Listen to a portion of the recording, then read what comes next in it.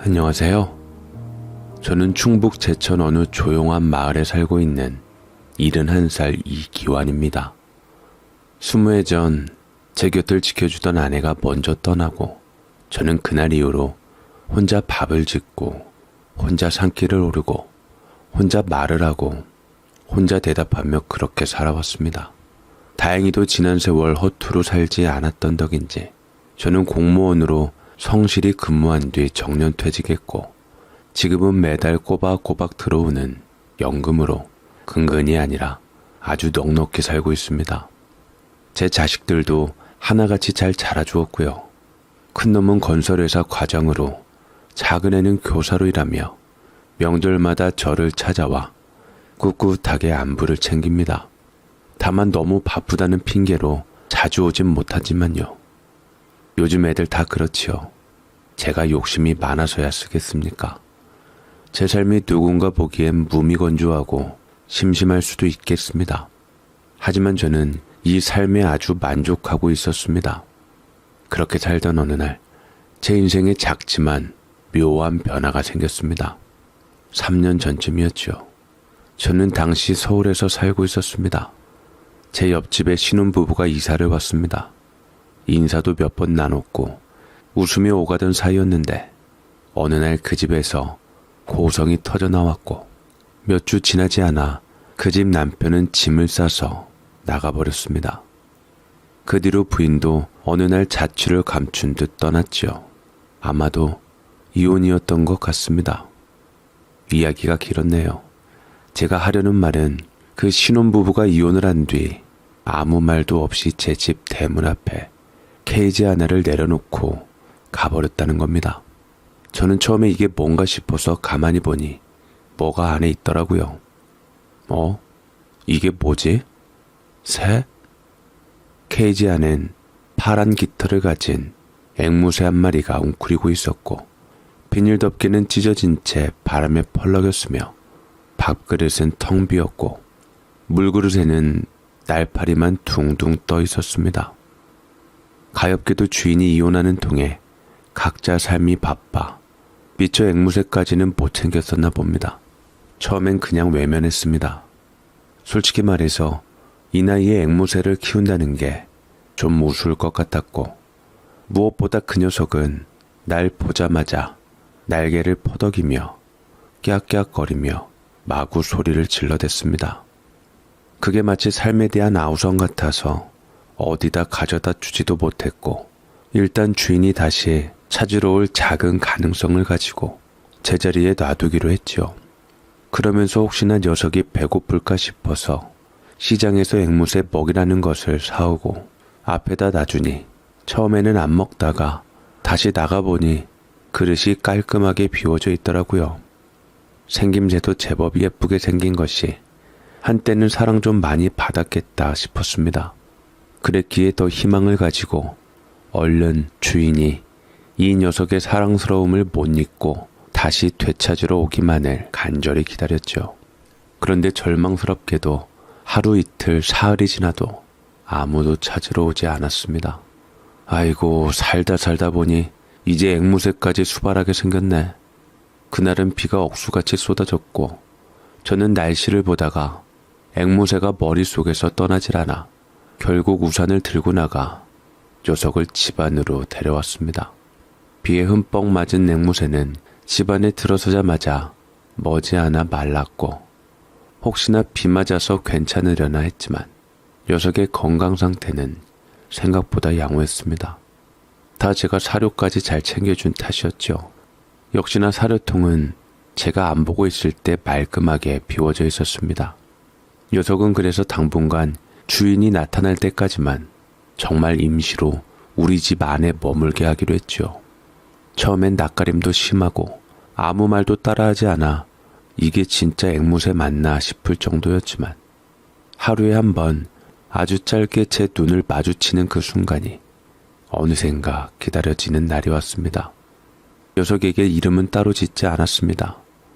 그냥 얘야라고 부릅니다. 처음엔 그저 야 하고 말을 걸었는데 혼잣말처럼 내뱉은 그 한마디에 녀석이 조용히 나를 바라보는 걸 보고는 괜히 미안한 마음이 들어 얘야 하고 다정하게 불러봤더니 그게 입에 붙어버렸습니다. 그래서 이름을 따로 지어주지는 않았습니다. 굳이 말하자면 이름이 얘야가 되어버렸죠. 그냥 그렇게 말하듯이 부르기 시작한 게 이름이 되었습니다. 얘야, 오늘 밥 먹자. 얘야, 비 온다. 창문 좀 닫아야겠다. 얘야, 같이 TV나 보자. 그렇게 말하면 녀석은 갸욱 고개를 젖히며 조용히 제 어깨에 올라앉았습니다. 가끔 저희 집에 이웃 손님들이 오고는 했는데 신기하게 생겼다며 다들 말을 시켜보았지만 어쩐 일인지 녀석은 앵무새 이름이 무색하게도 한마디도 하지 않고 평범한 새처럼 가만히 있을 뿐이었습니다. 구강 구조가 다른 앵무새랑 다르나 싶기도 했고 어차피 잠깐 머물 녀석이니 신경 쓸 게 없어서 크게 거슬리는 것은 아니었습니다. 저 앵무새 이러다 자네가 떠맞는 거 아니야? 솔직히 앵무새는 말하는 맛에 귀여워서 키우는 건데 말도 못하는 녀석 키우면 뭐해? 그냥 내다 놔 다시. 나도 처음엔 그래봤는데 그래도 우리 집 앞에 버려졌다고 여간 신경 쓰이는 게 아니더라고. 말은 못하지만 그래도 제법 사랑스러운 면이 많은 녀석이야. 아이고, 그럴 것 같으면 차라리 개를 키우지. 그냥 내가 볼 땐 자네 식구 된 것 같구만. 돌아가는 모습을 보자니 전 주인은 찾아갈 생각이 없을 것 같아. 솔직히 2주 정도가 지나자 저도 같은 생각이 들었습니다. 찾아올 생각이었으면 벌써 찾아왔을 텐데 그 어디에도 앵무새 행방을 묻는 사람은 오질 않았으니 말이지요. 친구처럼 누군가는 말 못하는 앵무새를 뭐하러 키우냐고 했지만 저는 솔직히 이렇게 생각합니다. 말을 못해도 녀석이 얼마나 사랑스러운지 알면 너도 나도 키우려고 할 거다 하고 말이지요. 그렇게 저도 앵무새를 드디어 그냥 식구로 받아들이기로 하고 이것도 인연이다 싶어서 받아들이기로 했습니다. 그렇게 아웅다웅 앵무새랑 정붙이고 살던 어느 날 며느리에게 전화가 왔습니다. 아버님, 그동안 바쁘다 보니 안부 전화를 못 드렸어요. 그동안 잘 계셨지요? 그래, 나야 항상 잘 지내지. 무슨 일이 있는 건 아니지? 아니요. 그냥 저기 연락을 너무 오랜만에 드려서 죄송해서요. 혹시나 괜찮으시다면 제가 출장이 있는데 마침 아버님 동네 쪽으로 지나가더라고요. 괜찮으시다면 같이 식사나 차 한잔하면 좋을 것 같아서요. 그리고 사실 아버님께 소개시켜드릴 사람도 있고요. 내게 소개시켜줄 사람? 아버님, 어머님 돌아가시고 너무 오래 혼자 계신 것 같아서 저희가 마음이 여태껏 좀 불편했었거든요. 저는 며느리의 얘기를 듣고 묘한 탄식이 새어나왔습니다. 며느리가 간만에 제게 전화한 본심을 알아채고야 말았죠.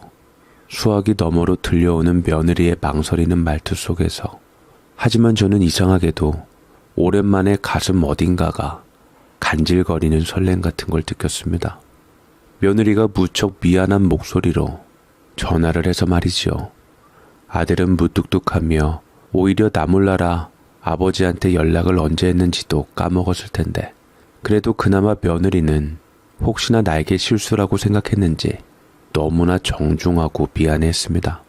저는 저를 생각해주는 며느리가 고마웠고 마냥 불편하거나 귀찮게 느껴지진 않았습니다.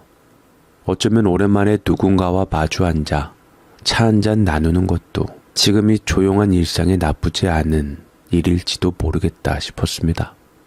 그래서 나가는 걸 망설이지 않았습니다. 만남은 근처 다방에서 이루어졌습니다.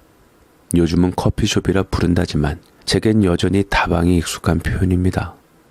그곳에서 조용히 앉아 커피를 마시고 있는데 갑자기 며느리에게서 급한 전화가 왔습니다. 저는 개의치 않고 며느리 전화를 받았죠. 그래, 거의 다 온 거야? 아니요, 아버님. 제가 사실 좀 급한 일이 갑자기 생겨서 아무래도 소개시켜드리는 분 혼자 가실 것 같아서요. 뭐? 그럼 넌 안 오고 그 사람만 온다고? 네, 죄송해요, 아버님. 저도 웬만하면 가려 했는데 회사 일이 지금 급해서요. 그렇다고 저 때문에 약속을 어기기도 좀 그래서 그분께도 양해 전화 드렸어요. 저 없다고 당황해하지 마시고 두 분이서 좋은 시간 보내셨으면 좋겠어요. 저는 며느리 전화에 당황해하고 있을 때 때마침 문의 종소리가 딸랑거리며 분홍색 스카프를 단정히 목에 두는 여인이 문을 열고 들어섰습니다. 고운 주름이 가늘게 번진 이마, 오래된 가디건 위로 묶인 얇은 허리띠, 그리고 무엇보다 또렷한 눈빛. 저는 그 사람이 맞다고 확신했고 속으로 생각했습니다. 이 사람 이야기를 참 잘 들어줄 것 같구나. 안녕하세요. 오선이라고 합니다. 며느님 소개로 나오신 거 맞으시죠? 아, 네. 여기 앉으시지요. 감사합니다. 참 친절하시네요. 제가 먼저 가서 의자를 빼주니 여자는 웃으며 기꺼이 자리에 앉았고 그때부터 우리의 대화가 시작되었습니다. 얘기는 생각보다 잘 통했고 나이가 있어서 그런지 이제껏 살아온 얘기들을 통해 대화가 이어졌습니다. 들어보니 그 사람은 서울에서 홀로 살고 있었고 남편을 먼저 보내고 그 뒤에도 딸 하나 키워내며 꿋꿋이 살아왔다고 했습니다. 말끝마다 저는 욕심 없어요. 그냥 조용히 말벗하며 지낼 수 있는 사람만 있으면 돼요. 라고 덧붙이는 그 말이 어찌나 담백하던지 저는 그 사람과 안정되고 편안한 감정을 느끼고 두 번째 만남을 약속하게 되었습니다. 그리고 그 약속이 세 번째가 되고 그렇게 10번쯤이 되었을 때 저도 모르게 그 사람 사이와의 확신을 갖게 되면서 그 사람에게 속내의 말을 꺼냈습니다. 우리 이제 한 집에서 같이 밥 먹고 살까요? 네? 좀 이르다고 생각할지는 모르지만 우리 나이 정도 되면 좋다 하는 확신이 생기면 하루라도 아까워서 빨리 서두르게 되더라고요. 이젠 우리한텐 시간이 금이잖아요, 정말. 여자는 당황했지만 마주잡은 제 손을 뿌리치지 않았습니다. 저는 그게 대답이 되었다고 생각했죠. 저도 원래 신중하고 서두르는 성격은 아니지만 말 그대로 시간이 금이었기에 젊은 사람들처럼 간이나 보고 상대방 의식하며 밀당이나 하면서 소중한 시간들을 날리고 싶지 않았습니다. 그리고 나중에 얘기를 들어보니 그 사람도 저와 마찬가지인 감정이었다고 하더라고요. 저는 그 사람과 얘기를 하고 간략하게 식을 올리기로 했습니다. 다른 자식들 같았으면 황혼연애는 찬성하지만 결혼은 상속 문제로 인해서 여러모로 반대했지만 제가 이미 가진 재산들을 다 나눠줬고 저 살집과 연금만으로 생계를 유지하게 되었으니 자식들 또한 이해했죠. 이런 것을 보면 너무 많이 가진 것도 문제다 싶었습니다. 며느리가 그야말로 효부였죠. 조촐한 상견례가 이루어졌고 자식들은 조심스레 웃으며 축하하는 박수를 쳐주었습니다. 손주 녀석은 재혼을 잘 모르는 듯 제 무릎에 앉아 저 할머니가 진짜 우리 할머니 맞아요? 묻기도 했습니다. 저는 웃으며 그래, 잘 해드려야 한다 하니 아내가 된 그 여인은 어색한 미소를 지으며 아이의 머리를 쓸어주었습니다. 결혼식은 생략하고 가까운 가족들과 식사 자리를 가지는 걸로 좋겠습니다. 그리고 그 사람은 제 집에 들어왔습니다. 처음 며칠은 무척 조심스러웠습니다. 새로 산 앞치마를 입고 조용히 주방을 정리하고 벽에 붙은 오래된 달력을 바꿔주고 화장실 수건을 색깔 맞춰 바꾸는 그녀를 보며 저는 흐뭇했죠. 이렇게 누군가와 다시 살아간다는 게 가능하구나 싶었지요. 하지만 모든 것이 순조롭기만 하지는 않았습니다. 아내가 처음으로 불편한 감정을 내비친 건 제 앵무새에 대해서였습니다. 듣기로는 바깥에서 주워왔다던데 얘는 꼭 이렇게 거실에 둬야 해요? 베란다는 추워. 겨울 되면 얼어 죽을 수도 있어. 근데 냄새가 좀... 새는 키우는데 손도 많이 가고 앵무새면서 말도 안 하잖아요. 무슨 재미로 키우세요? 사람이라고 다 말 잘하는 것도 아니잖아. 하물며 앵무새야. 안사람은 은근히 앵무새의 감정을 드러내었고 그 말 속엔 진심이 담겨 있었습니다. 저는 순간 가슴 한구석이 뻣뻣하게 굳는 느낌을 받았습니다. 앵무새이면서 말을 못하는 게 잘못이라도 되는 양, 제 구실을 못한다는 양 자꾸 사람들은 말하지만 인간으로서 살면서 인간 구실 못하는 사람도 얼마나 많은데 그에 비해 예아는 사랑스러움으로 주인에게 기쁨을 주고 있으니 저는 충분히 자기 역할을 하고 있다고 생각했습니다. 같이 있다 보면 키우는 재미도 있고 비록 말은 못하지만 예아는 내게 지난 시간을 함께 건너온 유일한 식구였습니다. 정이 들고 그 정이 살아 움직이는 생명으로 옆에 있다는 것이 어쩌면 내가 아직도 온전한 사람으로 남아있을 수 있는 이유인지도 모릅니다. 그래서 아내가 된 그 사람에게 크게 부담 주고 싶지 않아서 예아에 관한 것은 제가 다 도맡아서 하고 있었는데 그럼에도 불구하고 아내는 이후로도 몇 차례 넌지시 말했습니다. 얘는 그냥 옆집이 두고 간 거잖아요. 우리가 버린 것도 아닌데 파양하는 게 더 좋지 않을까요? 그럼 당신이 싫어했던 추억을 다 버릴 수 있겠어? 난 이 녀석이 내 추억이 돼버려서 못 버리겠어. 그 말을 들은 그녀는 잠시 말이 없었습니다. 그러곤 조용히 방 안으로 들어갔습니다. 그날 이후로 앵무새는 가끔씩 베란다에 나가 있게 되었고 저는 이유 없이 창문을 자주 열어보게 되었습니다. 바람이 불어와 예아의 깃털이 나풀거릴 때마다 제 안에 오래된 무언가가 살짝씩 흔들렸습니다. 그녀는 여전히 저에게는 잘했습니다. 식사도 정성스레 차리고 약봉지도 하나하나 챙겼으며 장에 가면 꼭 제 반찬 하나쯤은 더 사왔습니다.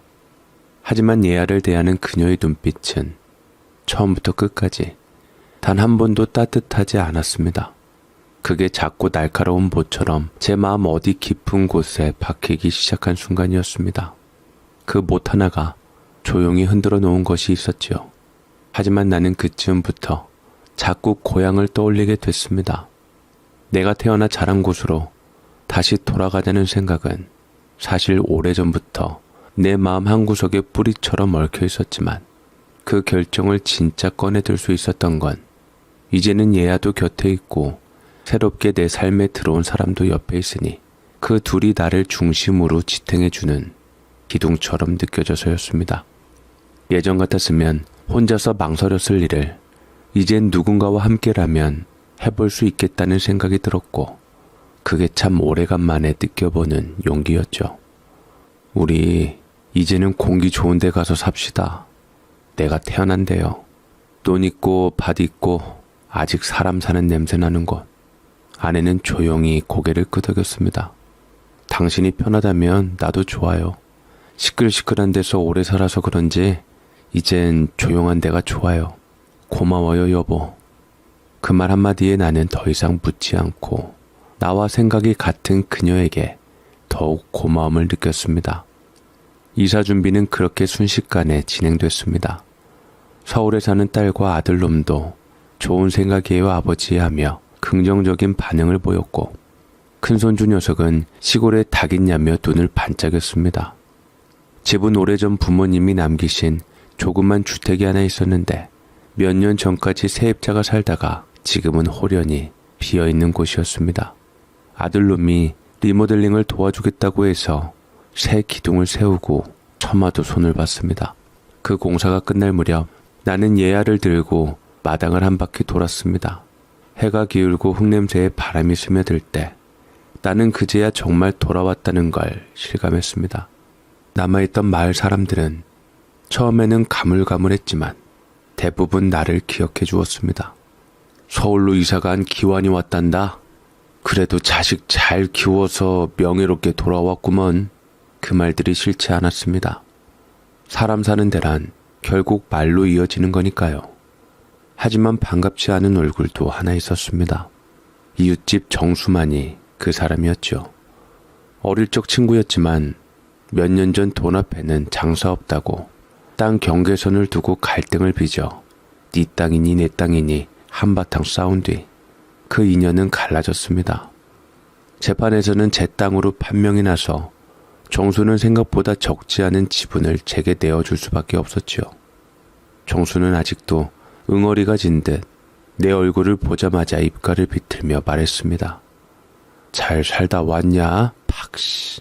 그냥 거기서 살지 뭐하러 늙은 몸 이끌고 내려왔대? 팍씨.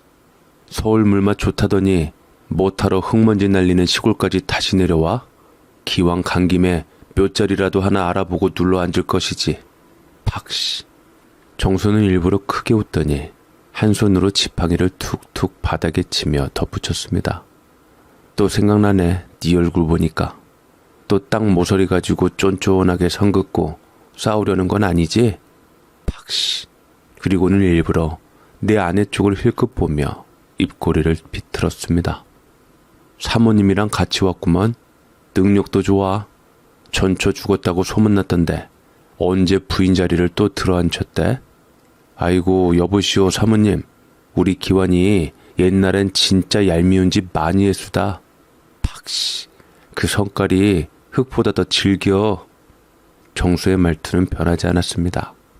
말을 시작할 때나 끝날 때 또는 중간에 추임새처럼 꼭 팍씨를 붙이는 그 버릇도 여전했고 그 속엔 특유의 비아냥이 빠지지 않았습니다. 겉으론 웃는 듯 보이지만 말끝마다 사람 속을 긁는 그 특유의 어투는 세월이 흘러도 고향의 풍경처럼 그대로 남아있었습니다. 나 역시 수많이 꼴보기 껄끄러워서 애써 고개를 외면했지만 속에서는 서늘한 바람이 한 줄기 흘렀습니다. 참 오래도 고향 땅에 붙어 있는다 싶었어서 거슬렸지만 제가 결정한 이상 이제 이웃으로 살 수밖에는 없었습니다. 수만이 빼고는 다 마음에 드는 고향으로 이사온 뒤 특별할 것 없는 하루하루가 조용히 흘러갔습니다. 마당에 물을 주고 텃밭을 살피고 얘와 함께 감나무 그늘 아래서 낮잠을 청하는 일상. 시간은 느릿했고 바람은 부드러웠고 마음도 그럭저럭 잠잠했습니다. 그 무렵부터였을 겁니다. 운동도 할 겸 나는 가끔씩 마을 어귀까지 천천히 걸어 내려가곤 했습니다. 아내와 함께 나설 때도 있었고 어느 날은 혼자 조용히 길을 따라 걷기도 했습니다. 함께 걸을 땐 이런저런 이야기를 나누며 천천히 발을 맞췄고 혼자일 땐 생각을 덜어내듯 하늘을 보며 한참을 멈춰서 있곤 했습니다. 마을은 변한 듯 변하지 않은 채 그 자리에 있었고 그 속에서 나는 다시 뿌리를 더듬는 마음으로 하루를 지내고 있었습니다. 그러다 보면 회관 앞 평상에 앉아 담배를 피우고 있는 정수만을 마주칠 때가 있었습니다. 팍씨, 아직도 그 땅 밟고 다니는 거 보면 신기해. 난 진즉에 포기했을 텐데. 그는 꼭 농담처럼 말하지만 그 속엔 꼭 한 줄기 가시가 박혀 있었습니다. 나는 대꾸하지 않고 그냥 웃어 넘겼습니다. 말을 붙이는 순간 괜히 마음이 더 불편해질 것 같았기 때문입니다. 그 말을 들었을 때 마음 한켠이 살짝 불편해졌던 건 사실입니다. 정수만이 어떤 인간인지 나는 누구보다 잘 알고 있었으니까요. 하지만 한편으로는 아내가 낯선 고향 마을에 와서 나름대로 사람들과 어울리려 애쓰는 그 마음이 참 예뻐 보이기도 했습니다. 내가 살아온 이 마을을 억지로라도 좋아하려 애쓰는 모습이 고마웠고 그래서 괜한 오해를 만들어선 안 되겠다 싶었습니다. 게다가 정수만이라는 놈이 원래 그렇게 말 많은 인간이지 굳이 나쁘다고 할 정도는 아니라고 나는 애써 그렇게 믿고 싶었습니다. 아내는 고향에 와서도 아무 불만 없이 정말 잘했습니다. 식사는 늘 따뜻했고 약봉투는 날짜별로 정리되어 있었으며 시장에 다녀오면 꼭 내 반찬 하나쯤은 더 챙겨오는 사람이었죠. 그런 그녀를 보며 나는 참 고마운 사람을 만났다고 생각했습니다. 하지만 아내는 얘야만큼은 끝내 정을 두지 않는 듯 했습니다. 내 앞에서는 웃으며 모이를 갈아주기도 했고 얘야 안녕하며 형식적인 인사도 건넸지만 저는 알 수 있었습니다. 그 눈빛엔 따뜻함이 없었고 손끝엔 애정이 머물지 않았습니다. 그래도 저는 내색하지 않았습니다. 누구나 동물을 좋아하진 않을 수 있는 것이고 그건 아내의 취향이니 강요할 수도 없는 일이지요. 무엇보다 예아를 싫어하면서도 저에게 예를 좀 치우자 같은 말을 하지 않았다는 것만으로도 저는 참 고마웠습니다. 사람이 다 자기 취향이 있으니 키우던 앵무새를 버리란 소리 한마디 없었다는 사실만으로도 그녀를 미워할 이유는 없다고 제 마음을 눌러 앉혔습니다. 그렇게 소소한 일상을 보내던 어느 날 저에게 기쁜 소식이 찾아왔죠. 전화벨이 울린 건 햇살 좋은 이른 아침이었습니다. 사위의 목소리는 평소보다 빠르고 들떠 있었습니다. 장인어른, 손주 태어났습니다. 미연이는 수술실에서 나와 지금 자고 있어요. 그 아이는 나에게 첫 외손주였습니다. 친손주는 이미 많이 컸고 태어났을 때도 물론 기쁘긴 했지만 세월이 지나 어느덧 제법 말도 잘하고 학교도 다니게 된 아이였기에 그때 느꼈던 감동은 이제 기억 너머에 묻혀 있었습니다. 하지만 딸이 낳은 외손주는 또 다른 감정이었습니다. 나는 처음으로 이제 외할아버지가 되었구나 하는 실감이 들었습니다. 딸아이는 결혼이 늦어 걱정이 많았고 임신 기간 내내 병원에 수시로 다녀야 했기에 더 마음을 졸였던 터였습니다. 같이 올라갑시다. 당신도 외손주 봐야죠. 나는 자연스레 아내에게 그렇게 말했습니다. 하지만 아내는 순간 망설이더니 이내 손을 젖히며 조심스럽게 웃었습니다. 아유, 내가 요 며칠 몸이 좀 안 좋았어요. 오래 앉아있는 것도 좀 버겁고 서울은 또 너무 멀잖아요. 이번은 그냥 당신 혼자 다녀오세요. 나는 여기서 조용히 축하하고 있을게요. 그 말에 나는 잠시 말을 잃었지만 억지로 고개를 끄덕였습니다. 아내는 제 표정이 마음에 걸렸던지 말끝을 흐리며 이렇게 덧붙였습니다. 나중에 미연이한테 전화 한번 할게요. 아이 낳느라 고생했다고. 다음 달쯤 용돈도 좀 보내줘야겠어요. 요즘은 아기 옷도 한 벌에 몇만 원씩 하던데. 그 말이 못내 마음에 걸렸습니다. 몸이 아프다는 핑계도 축하하는 전화를 통해 하겠다는 말도 그리고 용돈 이야기를 슬며시 끼워 넣는 그 태도까지. 딸이 불편해서 그랬나. 모든 게 꼭 정중하게 빠져나가는 계산된 말처럼 들려 나는 그저 입술을 꼭 다문 채 더 묻지 않았습니다. 그렇게 나 홀로 그날 서울로 올라왔습니다. 병원 복도는 조용했고 창 너머로 보이는 신생아실 안엔 작고 여린 생명들이 가지런히 누워 있었습니다. 내 딸은 아직 회복 중이라 병실에서 잠시 쉬고 있었고 나는 한참을 유리창 앞에 서서 그중 가장 작고 조용히 숨쉬는 아기를 바라봤습니다. 태어난 지 하루밖에 되지 않은 아이는 작은 주먹을 꼭 쥔 채 몸을 오므리고 있었고 그 모습 하나하나가 기적처럼 느껴졌습니다. 한참을 바라보다가 딸의 병실로 올라갔습니다. 딸아이는 많이 수척해 보였지만 눈빛만은 단단했습니다. 아버지, 아이 보셨어요? 나는 고개를 끄덕이며 천천히 침대 곁으로 다가갔습니다. 그래, 너 닮아서 참 예쁘더구나. 건강하게 순산해줘서 고맙다, 미연아. 나는 그렇게 말하며 딸의 손을 꼭 잡았습니다. 딸은 눈시울이 붉어졌고 이렇게나 훌쩍 큰 딸이 부모까지 되었지만 여전히 내 눈에는 작은 어린아이의 모습이 비춰졌다는 것이 마음이 울컥여졌습니다. 부모 눈에는 자식은 항상 어린아이로밖에 비춰지지 않는 법이지요. 그리고 잠시 후 간호사가 아이를 데려왔고 나는 그 조그만 아기를 두 팔로 조심스레 받았습니다. 세상에서 가장 가벼운 무게 같은, 그러나 가장 무거운 책임 같은 따뜻한 무게였습니다. 아기를 품에 안고 나는 말없이 미소 지었습니다.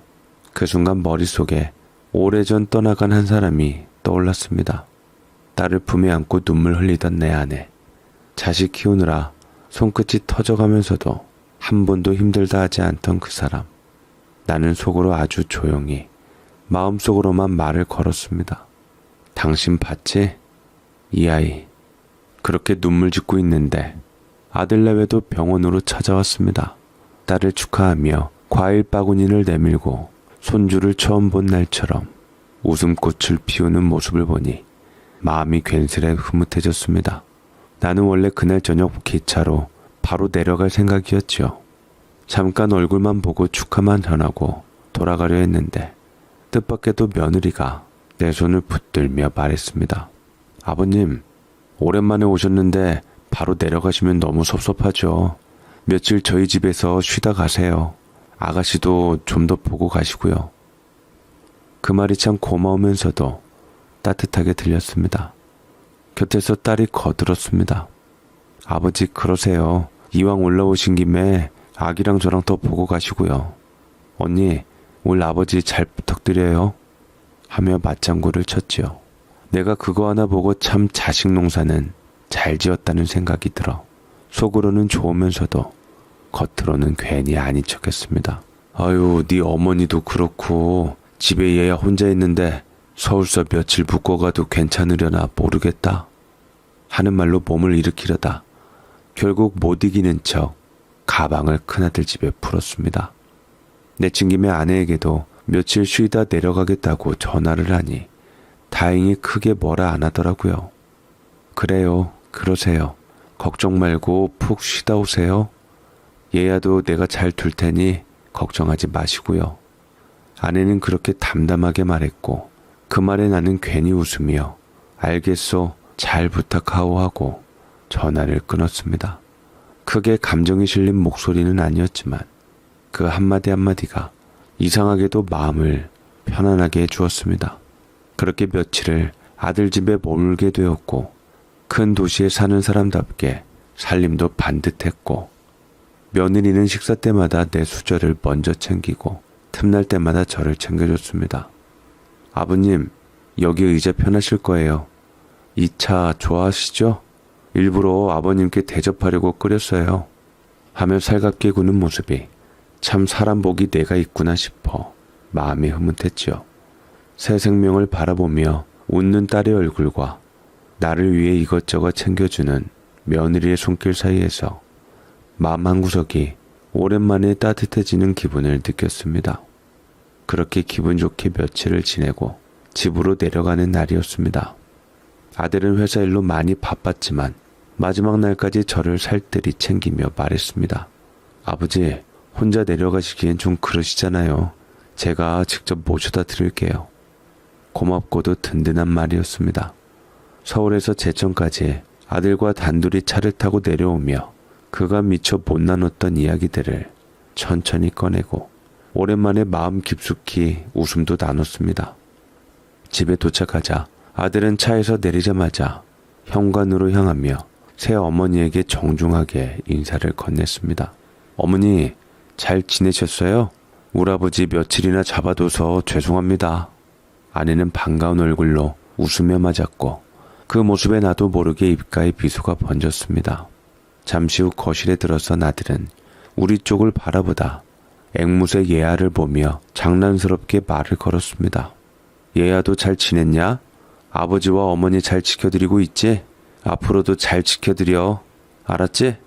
그 말에 예아는 가만히 고개를 갸웃했지만 그 모습마저 귀여웠는지 아들은 소리내어 웃었습니다. 아들은 인사를 마친 뒤 곧장 일어나려 했지만 아내는 부엌에서 얼굴을 내밀며 다정하게 붙잡았습니다. 어딜 먼저 가? 오랜만에 왔는데 저녁이라도 먹고 가야지. 금방 준비할 테니까 조금만 앉아 있어. 에이, 어머니 괜찮아요. 저 바로 올라가서 집에서 먹으면 돼요. 괜히 차리시기 귀찮으실 텐데. 아버지도 드셔야 하고 나도 지금 먹어야 하니 같이 한술 뜨고 가요. 내 아들인데 그냥 보내면 서운하죠. 잠깐 앉아 있어. 아들은 머리를 긁적이며 그럼 뭐 한 끼 먹고 가겠습니다 하고 웃으며 있었고 아내는 부엌으로 들어가 저녁 준비를 시작했습니다. 된장국을 끓이고 김치를 꺼내고 식탁을 정리하는 소리들이 익숙하고 따뜻하게 퍼졌습니다. 나는 거실 탁자에 앉아 가방을 풀고 있었고 예아는 한쪽 장 위에서 조용히 우리를 바라보고 있었습니다. 그때였습니다. 예아가 갑자기 이상한 톤으로 중얼거리듯 말했습니다. 파씨. 순간 거실 안이 조용해졌고 아들은 눈을 휘둥그레 뜨고 고개를 돌렸습니다. 아버지, 지금 예아가 말한 거예요? 예아 원래 말 못하지 않아요? 나는 얼떨떨한 채로 예아를 바라봤습니다. 이하는 한동안 아무 말 없이 고개를 갸웃하더니 다시 한번 작은 목소리로 똑같은 말을 반복했습니다. 박씨, 박씨. 아들은 당황한 얼굴로 나를 바라보며 웃음을 참듯 말했습니다. 아니, 얘야 말하네요. 근데 뭐 이거 욕하는 거 아니에요? 파씨? 확씨? 그렇게 말한 것 같은데. 나는 멍하니 이하를 바라보다가 천천히 입을 다물었습니다. 이하는 원래 말 흉내를 내지 못하는 녀석이라고 생각했는데 그게 아니었든지 이하는 무언가를 흉내내고 있었습니다. 이하가 말을 했다는 사실에 순간 놀라고 기뻤습니다. 늘 옹알거리기만 하던 녀석이 처음으로 또렷하게 단언을 내뱉었다는 건 분명 반가운 일이었습니다. 그 작은 입에서 흘러나온 인간의 말소리라는 게 얼마나 감동적인 일인지 모릅니다. 하지만 그 기쁨은 오래가지 않았습니다. 팍시라는 그 말은 어디선가 들어왔던 아주 낯익고 꺼림칙한 말투였습니다. 나는 알 수 있었습니다. 이건 단순한 말 흉내가 아니었습니다. 이하는 누군가의 말을, 누군가의 존재 자체를 따라한 것이었습니다. 그 누군가가 대체 누구였는지 아들은 웃으며 재밌다고 박장대소했지만 저는 그 분위기와는 다르게 머릿속이 서서히 얼어붙는 느낌이 들기 시작했습니다. 아들은 저와 아내와 함께 저녁을 먹고 식탁 정리를 도운 뒤 조만간 또 올게요 라는 말을 남기고 떠났습니다. 현관문이 닫히고 나자 집안은 다시 조용해졌고 나는 잠시 앉아 있다가 자리에서 일어났습니다. 거실 구석장 위에 얌전히 앉아있는 예아를 향해 다가가며 조용히 말을 걸었습니다. 얘야, 아까 그거 다시 말해봐. 아까 뭐라 했어? 다시 말해봐. 예아는 고개를 갸웃하며 조용히 나를 바라보았고 나는 더 다그치지도 기다리지도 않고 조용히 숨을 고르며 예아의 눈을 들여다봤습니다. 그때 옆에서 아내가 걸레를 털다 말고 돌아보며 말했습니다. 무슨 말씀이세요? 예아가 무슨 말을 했다고요? 나는 고개만 살짝 돌려 아내를 바라보았습니다. 아까 당신 주방에서 음식 준비하고 있었을 때 예아가 확실하고 말하는 것 같더라고. 혹시 당신은 나 없을 때 뭐 들은 적 없어? 전 전혀 못 들었는데요. 예아가 지금까지 말하는 거 한 번도 본 적 없고 예아는 말 못하는 애잖아요 원래. 아내는 웃으며 말했고 정말 한 번도 말하는 걸 못 들은 눈치였습니다. 나는 잠시 그녀의 눈을 바라보다 다시 예아를 내려다봤습니다. 예아는 조용히 고개를 숙였고 아무 말도 하지 않았습니다. 나는 그 침묵이 오히려 더 많은 말을 품고 있다는 생각이 들었습니다. 그날 이후 나는 아내를 유심히 살피기 시작했습니다. 그녀는 여느 때처럼 집안을 정리하고 밥을 짓고 말끔히 화분에 물을 주었지만 내 눈에는 이상할 정도로 정해진 루틴 속에서 일부러 자신을 숨기려는 사람처럼 보였습니다. 아내는 자주 밖에 나갔습니다. 장은 어제도 봤는데 또 장 보러 나간다 하고 가끔은 산책 좀 다녀올게요라며 빈손으로 나섰습니다. 그리고 그런 날은 예아가 유난히 조용했습니다. 나는 마음속에서 무언가 서서히 모양을 갖춰가고 있다는 걸 느꼈습니다. 그게 단순한 오해인지 내 노파심인지 확인하고 싶었습니다. 며칠 후 아내가 또 산책을 다녀온다며 나간 날이었습니다. 나는 일부러 아무 말 없이 뒤따라 나섰고 마을 어귀 큰 느티나무 아래 회관 옆 평상에서 아내와 정수만이 마주 앉아 이야기를 나누는 장면을 보았습니다. 아내는 고개를 약간 숙이고 웃고 있었고 정수만은 손에 막걸리잔을 들고 특유의 껄껄 웃음과 함께 말을 이어가고 있었습니다. 팍씨, 만난 지 얼마 안 돼서 모르겠지만 난 다 압니다. 사람이 언제 어디서 외로워지는지. 여기 적응하기 힘들죠? 그 양반 겉으론 순한 척하지만 좀 답답하죠? 아내는 손사래를 치며 웃었고 정수만은 그 웃음에 편하게 맞장구를 쳤습니다.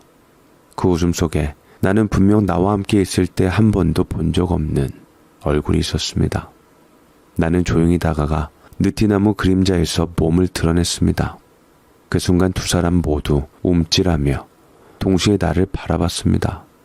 정수만은 잠깐 얼어붙은 얼굴로 나를 보다가 이내 억지 웃음을 띠며 말했습니다. 오셨어? 팍씨, 너 산책 중이냐? 아내는 자리에서 벌떡 일어나며 당황해했습니다. 여보 왔어요? 우연히 가다가 수만 씨를 만나서 잠깐 얘기 중이었어요. 수만 씨? 언제부터 이름까지 부르는 사이였는지 느낌이 찜찜했습니다. 물론 친구였다고 해서 그럴 수도 있겠지만 수만은 나와 악연 같은 인물인데 아저씨도 아니고 이름을 부른다는 것 자체가 꺼림칙했죠. 그 앞에서 나는 내색도 않고 아무 대답도 하지 않았습니다. 그저 천천히 두 사람의 얼굴을 차례로 바라본 뒤 나는 말없이 아내의 손을 가볍게 잡고 갔습니다. 가자 집에. 조용히 그렇게 말한 뒤 고개를 돌려 발걸음을 돌렸습니다. 아내는 한마디 말도 없이 내 옆을 따라 걸었고 그 짧은 거리마저 유난히 길게 느껴졌습니다. 그 순간 내 등 뒤로 스쳐 지나가는 공기는 묘하게 낯설고 조용히 무너지는 유리창 소리처럼 어딘가 금이가 있는 느낌이 들었습니다. 그리고 문득 내 머릿속에 다시 예아의 말소리가 떠올랐습니다. 박씨. 처음엔 그저 장난처럼 들렸던 그 말이 이제는 분명 흔적이었고 증거였습니다. 아내와 집까지 오는 내내 우리는 아무 말도 하지 않았습니다. 무거운 침묵만이 자리 잡았고 아내도 그 어색한 분위기를 깨고 싶지 않았던지 그렇게 침묵을 지키고 있었지요. 집에 도착한 우리는 그때도 아무 말 없이 신발을 벗고 거실로 들어섰습니다. 아내는 먼저 마루 한쪽에 앉았고 나도 조용히 맞은편에 자리를 잡았습니다. 말을 꺼낼까 말까 공기만 흐르고 침묵이 흘렀습니다. 저는 잠시 화장실을 가게 되었는데 화장실 쓰레기통에 삐쭉 튀어나온 일회용 면도기와 포장지가 나와 있더라고요. 저는 일회용 면도기를 쓰지 않습니다. 저는 속에서 뭔가가 올라오는 것 같았기에 진정하려고 찬물을 받아놓고 어푸어푸 세수를 하며 마음을 진정시키려 노력했습니다. 수건으로 한바탕 닦고 나서 욕실에서 나왔더니만 그 어색한 틈 사이로 부엌시계 초침 소리만 또각또각 울려 퍼졌습니다. 그때였습니다. 그 침묵을 깬 건 아내도 나도 아닌 예아였습니다. 예아가 장 위에서 고개를 돌리더니 갑자기 또렷하게 입을 열었습니다. 팍씨. 나는 순간 가슴 밑바닥에서부터 무언가가 확 치밀어 올랐습니다. 참으려 했던 감정이 터져버렸습니다. 결국 아내에게 소리를 지르고 말았지요. 저 소리 지금 들었어? 대체 저게 뭔 소리야? 얘야가 왜 정수만 말투를 해? 대체 이 집에서 무슨 일이 있었던 거야? 내 목소리는 점점 높아졌고 아내는 화들짝 놀라며 손을 모았습니다. 그러다가 고개를 떨구더니 조심스럽게 입을 열었습니다. 사실은 그 사람이 한 번 왔었어요. 뭐라고? 그 사람 수만 씨가 당신 없을 때 잠깐 집에 왔었다고요. 그 말에 나는 말문이 막혔습니다. 아내는 마치 변명이라도 하듯 빠르게 말을 이어갔습니다. 근데 아무 일도 없었어요. 정말로요. 당신에 대해서 잠깐 얘기 좀 하자고 해서 문을 잠깐 열었고 그냥 거기서 몇 마디 나눴을 뿐이에요. 곧바로 갔어요. 나는 아내의 얼굴을 가만히 바라보았습니다. 아내의 눈빛은 흔들렸고 손끝은 미세하게 떨리고 있었습니다. 얼굴은 붉어져 있었고 나는 참지 못했습니다. 속에서 뭔가가 끌어올랐고 그것은 이미 목구멍까지 차올라 있었습니다. 나는 자리에서 벌떡 일어나 말없이 아내의 손목을 붙잡았습니다. 가자. 지금 어디를요? 그 사람한테 가서 직접 듣자고. 아내는 깜짝 놀라며 팔을 빼려 했습니다. 당신 진짜 왜 이래요? 별일도 아닌데 괜히 사람 망신 주게. 별일 아닌지 긴지는 내가 판단하겠소. 나는 굳은 얼굴로 말하며 현관문을 나섰고 아내는 따라오다 말고 다시 멈춰섰다가 결국 내 뒤를 따랐습니다. 마을 어귀 느티나무 아래 평상, 그곳엔 수만이 막걸리 잔을 손에 쥔 채 마치 기다렸다는 듯 앉아 있었습니다. 팍씨, 정들겄어? 30분 전에 보고 또 보네? 그 특유의 비웃음 섞인 말투는 여전했고 나는 그 웃음 속에 숨은 속내를 이미 알고 있었습니다. 정수만은 천천히 잔을 내려놓으며 내 뒤에 조용히 서 있는 아내를 보더니 낮게 웃었습니다. 자네, 내가 예전부터 말해주고 싶었던 건데 말이야. 자넨 표현을 할 땐 하고 안 할 땐 안 해. 너무 극단적이여. 어디 그럼 되겠어? 팍씨, 말이 없는 건 절대로 자네 장점이 아니야. 나는 무표정한 얼굴로 그를 바라보며 한 발 앞으로 내디뎠습니다. 그래서 하고 싶은 말이 뭐야? 그는 한쪽 입꼬리를 올리며 아주 태연하게 말했습니다. 재혼을 말이야. 사람을 외롭게 만들진 말아야지. 나이 다 들어서 남편 병수발이나 하라고 그 사람과 재혼했나? 그럴 거면 혼자 살지. 왜 엄한 사람 옆에 앉혀놓고 공기 취급을 해? 내 손이 부르르 떨리기 시작했습니다. 나는 이를 악물고 다시 물었습니다. 지금 그 말 무슨 뜻이야? 수많은 시선을 피하지 않고 내 얼굴을 정면으로 바라보며 말했습니다. 있는 그대로 말한 거지. 나도 내 마누라 떠나보내고 나서 외로웠고 당신 아내도 그래 보였어. 옆에 임자가 있는데도 외롭고 괴로운 것은 진짜 불행하다는 뜻인 거 몰라? 팍씨. 그 순간 내 안에 있던 마지막 인내가 조용히 무너졌습니다.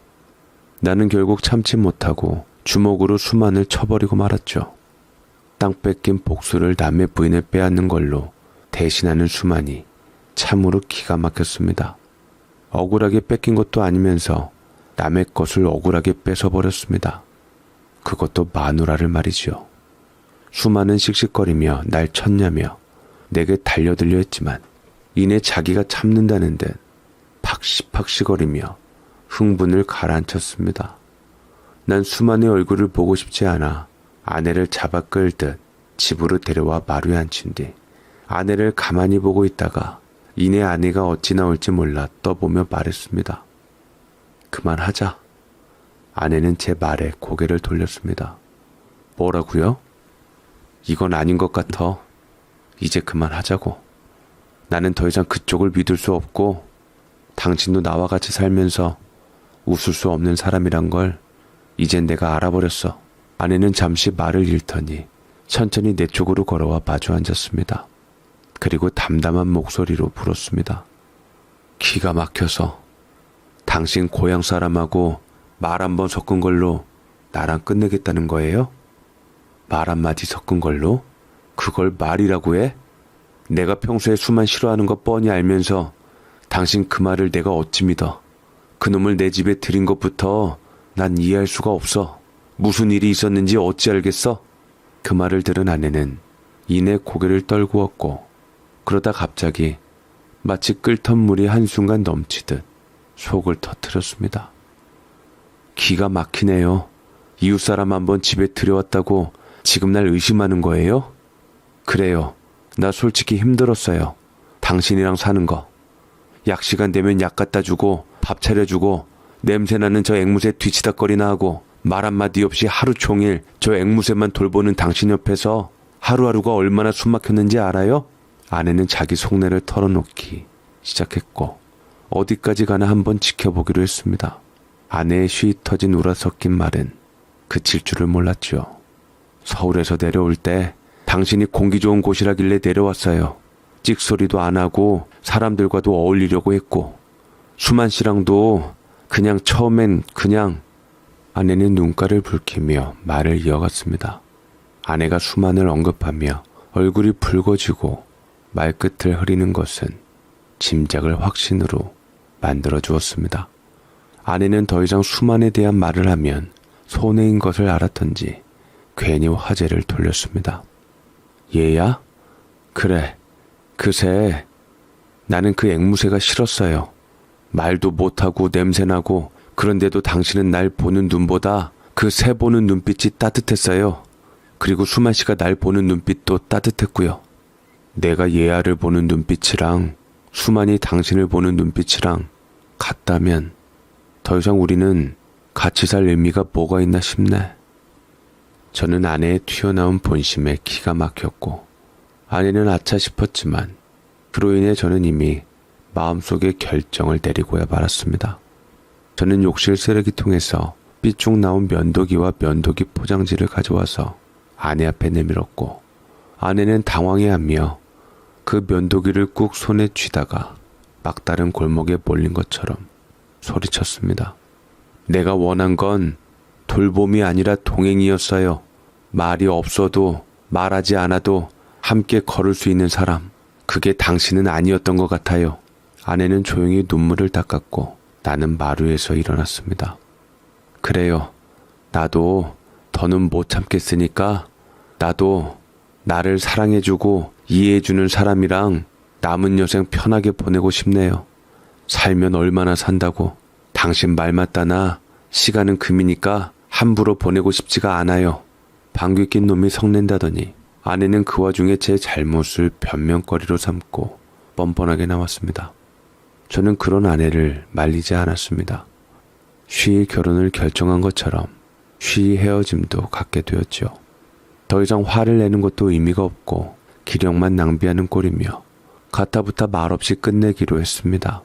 그리고 그렇게 한때는 부부였던 우리 두 사람은 마치 낯선 사람처럼 등을 돌렸습니다. 예아는 조용히 눈을 깜빡이며 그 모든 장면을 가만히 지켜보고 있었습니다. 아내는 이튿날 이른 아침 말없이 짐을 챙겨 떠났습니다.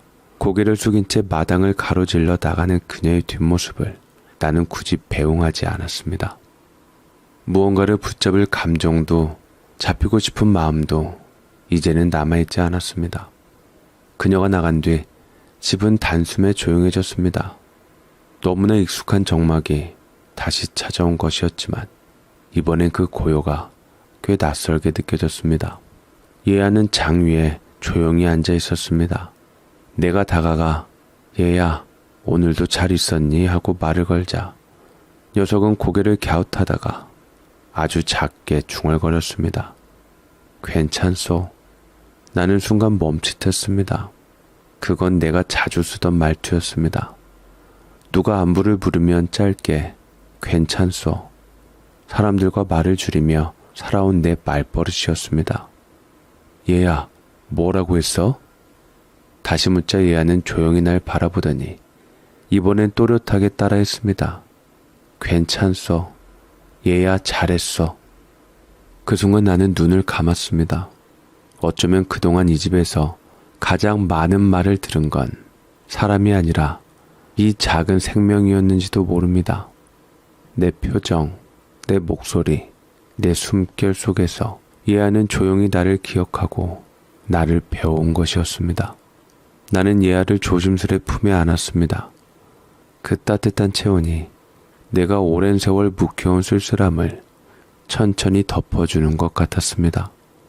며칠 뒤 마을 어기 장터에 나갔을 때 동네 노인회 회장이 물었습니다.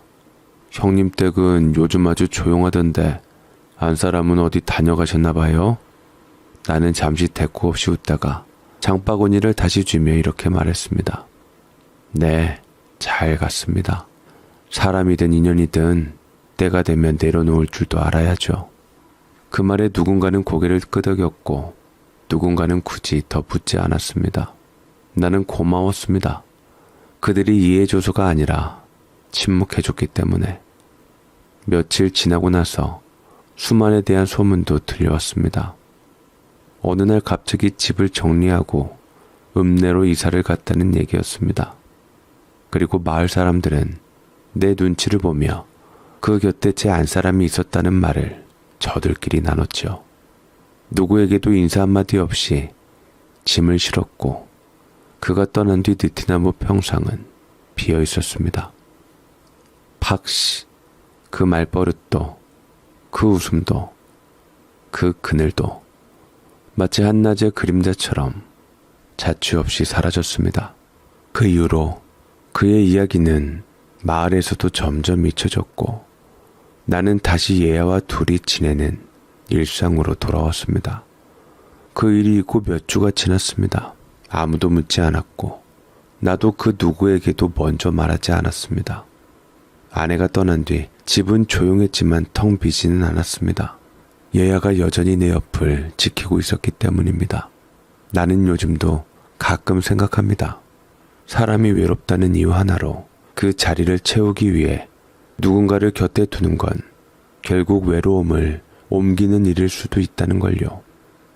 재혼이라는 건 서로의 외로움을 함께 나누기 위한 선택이어야지 그 외로움을 대신 짊어지게 만들거나 옆에 앉혀놓고 마치 가구처럼 존재만 공유하는 일이 되어선 안 된다고 이제는 그렇게 생각하게 됐습니다.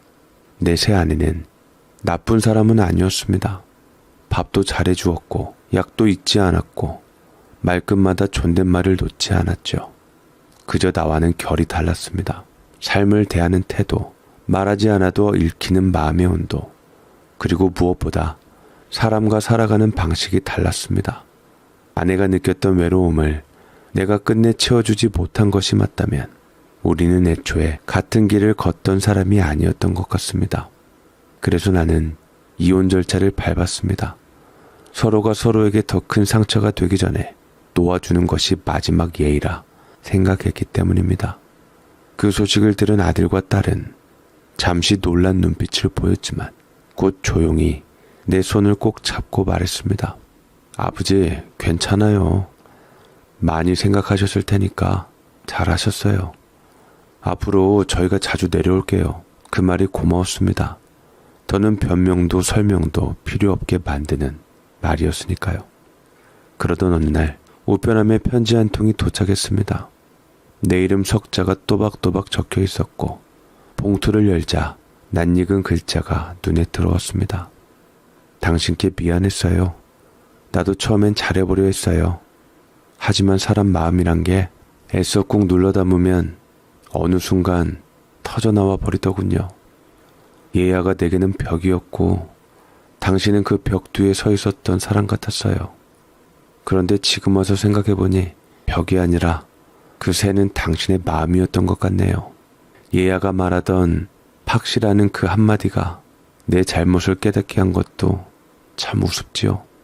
당신은 말이 없었지만 마음은 언제나 거기 있었던 사람이라는 걸 나중에 알았어요. 당신에게는 미안하지만 나도 어쩔 수 없었다는 것을 알았으면 좋겠네요. 나는 한참을 가만히 앉아 편지를 바라보다 말없이 화롯불에 천천히 넣었습니다. 종이는 불 속에서 천천히 구겨지고 마지막 글자가 잿더미로 흩어졌습니다. 그 옆에서 예아가 내 얼굴을 바라보았습니다. 나는 조용히 웃으며 중얼거렸습니다. 얘야, 들었지? 사람은 떠나도 그 말은 남는 법이다. 예아는 고개를 갸웃하더니 낮게 따라했습니다. 남는 법이야. 나는 잠시 말을 멈추었다가 다시 웃었습니다. 그래, 너는 참 고마운 증인이었어. 그날 저녁 나는 감나무 밑에 깔린 낙엽들을 쓸며 예아를 어깨에 얹고 조용히 걸었습니다. 바람이 불고 하늘에는 별이 하나 둘 떠오르고 있었습니다. 나는 말했습니다. 예아, 우리 잘 살고 있지? 그러자 예아가 작게 하지만 분명하게 대답했습니다. 잘 살고 있지. 예아의 말 맞다나 우리는 지금껏 친구로서 동행하며 서로를 챙겨주고 잘 살고 있습니다. 고향 땅의 해가 뉘엿뉘엿 저무는 모양새가 마음을 따뜻하게 만들어주네요. 각자 제자리로 돌아가는 풍경은 세상에서 가장 바람직한 모습인 것 같습니다. 제 사연 읽어주셔서 감사드립니다.